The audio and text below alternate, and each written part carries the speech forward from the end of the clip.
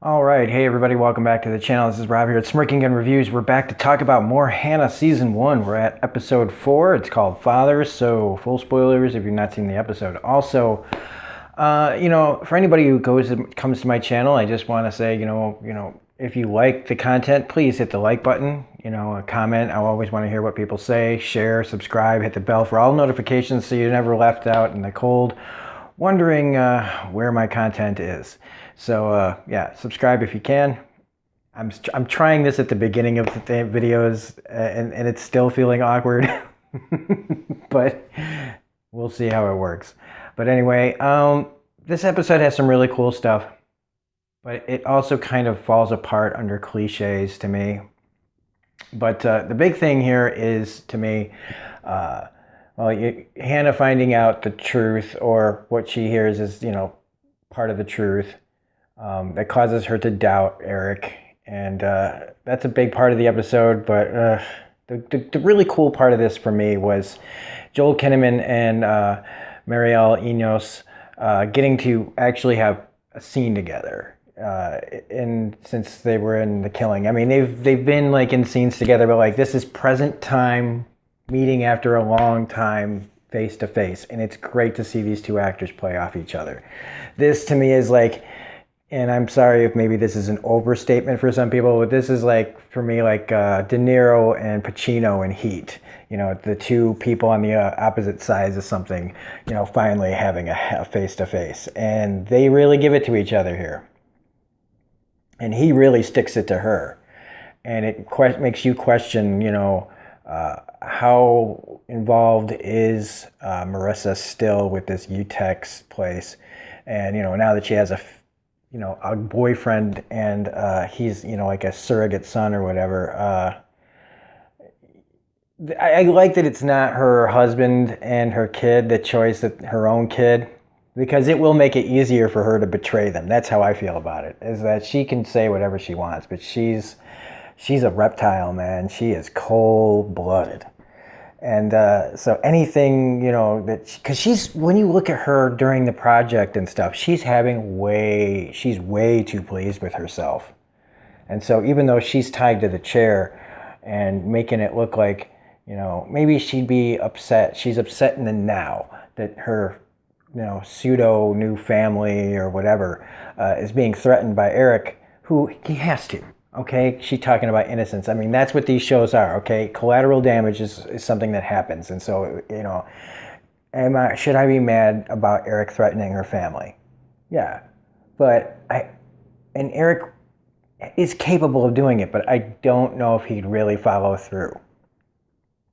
I really don't, because how can you protect, want to help and protect Hanna, and how you tried to protect Hanna's mother, if you're going to just go out and kill people's, boyfriends and sons? You'd be acting like her.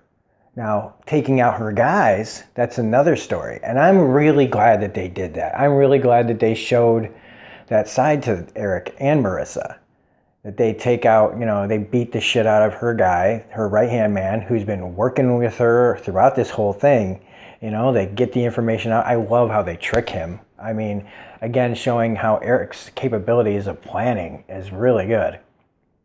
And that also carries over to Hanna too, with the whole trick of getting into the backseat of the car and making the other guy, distracted so that she can slink around and get in the car. She has definitely been trained by her father, or her pseudo father, her adopted father, whatever you want to call it.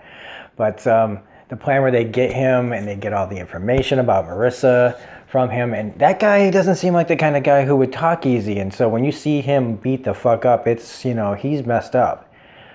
And I honestly have to say I'm happy with their choice of taking him out, because it shows they're not fucking around. It shows Marissa that they're both capable of doing terrible things.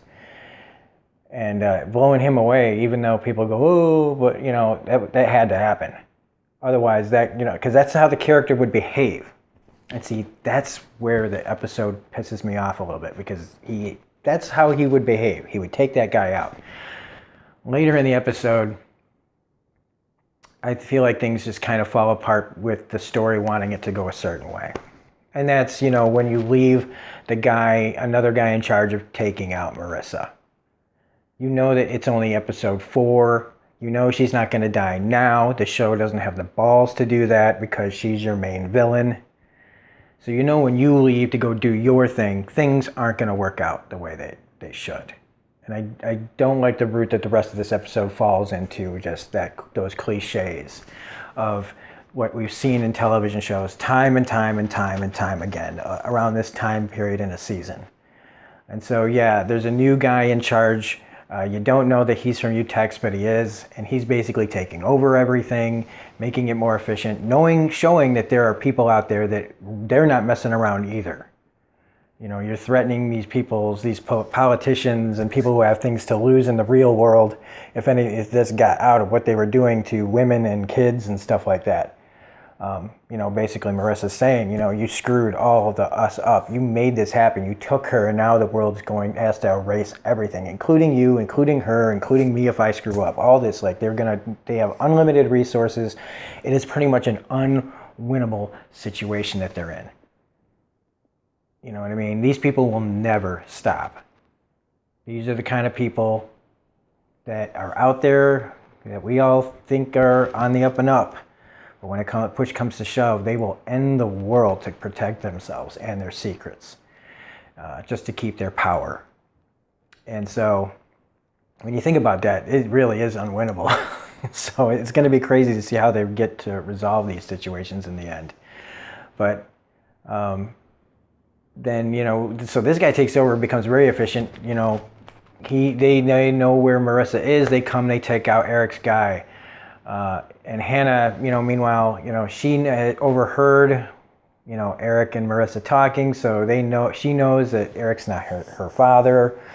And what Hanna doesn't know is, why Eric did what he did. And that's, again, the character of Hanna just kind of changes a little bit too much here to me. I feel like the characters wouldn't just have this blow up at the exact moment that they shouldn't, where she's going to get on a plane and then she gives the ultimatum, "You're not my..." Dude, just punch her out, knock her out, and get her on the fucking plane. But they don't write it that way. They write it so that everything hits the fan in a way that I don't find believable. I don't think the characters would behave the way that they're behaving a little bit. And that's just me. That is how I see it. You can see it any way you want. But I don't just regurgitate other people's opinions, so I just give my own. But so Hanna runs off. The cops are there, with Marissa, and the escape is almost unbelievable because I don't see how any of these people would have gotten out of there. I mean, at least they had the guts to shoot Eric 2 or 3 times, but he's still alive. But how they got him in the car and got away with everybody just firing just non-stop bullets is just kind of a little too much. Speaking of too much, the family parts of this, where Hannah's, again, seeing what life is like when you're not a spy girl, a genetically modified killing machine, that tickle fight that the dad was having, that would have been weird when I was a kid. And it gets even weirder when he asks Hanna to join in the tickle fight. That just was creepy to me, and I'm sorry, I don't know, maybe other people do that, maybe families do that, it just was weird. And again, domesticating, Hanna is what I'm still worried about. We haven't gotten there yet, but she's reaching out to Sophie, and now she's on the run, and I've seen clips of things, so I know she meets a boy and all this other stuff, and honestly, I'm getting to that point where I'm worried that I'm not going to like the back half of this show. That it's going to get too much of Hanna becoming a little, a girl. And I like Hanna the way she is, and even though she deserves to see the world and become, something bigger than she is, I don't like that it will compromise who she is now and make her soft, because our world makes people soft. The real world makes people soft. And I like Hanna being a strong character. I don't mind her having a personality. I just don't like the story getting in the way of how I see the character. And if and it doesn't completely take away the enjoyment of the show, but it does kind of make me go, well, once it's over, I probably don't need to go back to it.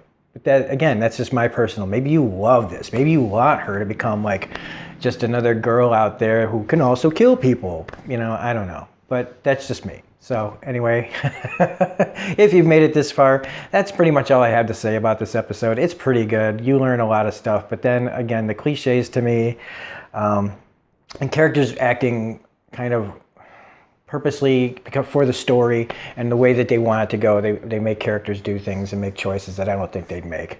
That's just how I see it. But anyway, that's this review. And so again, if you liked it, please hit the like button, comment, share, subscribe, all that stuff. Otherwise, we will be back with more Hanna later. We've got Walking Dead finale. I'm going to be doing a live stream for Walking Dead because I don't know how long I'm going to be wanting to talk about that. So if anybody wants to join that live stream tonight, it'll be immediately after Walking Dead. And we'll be talking, if you want to join that live stream, you can ask me anything you want or talk about whatever topic you want to talk about as long as we get through Walking Dead as well. But we've got Santa Clarita Diet, more of that.